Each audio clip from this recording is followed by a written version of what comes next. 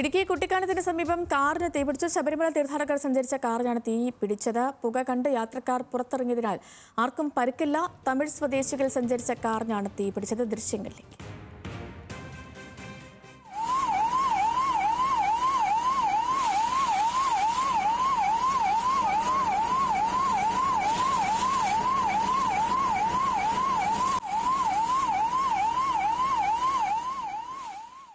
Alvin Thomas ആണ് ഇടുക്കിയിൽ നിന്ന് വിവരങ്ങളുമായി ചേർന്നത്. ആൽവിൻ, ഒരു വലിയ അപകടം അങ്ങനെ ഇങ്ങനെ അങ്ങ് ഒഴിവായെന്ന് പറയാം അല്ലേ?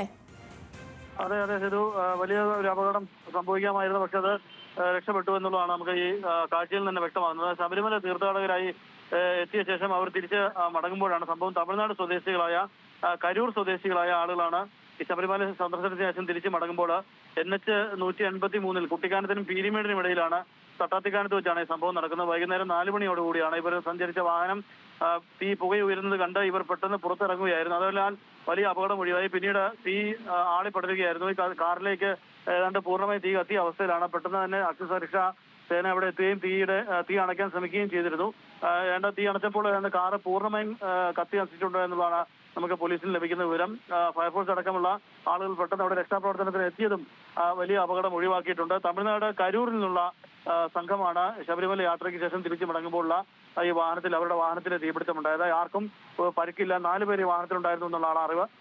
4 പേർക്കും പരിക്കില്ല. അവർ പുറത്ത് ഇറങ്ങിയതിനാലാണ് വലിയ അപകടം ഒഴിവായത്. ശരി.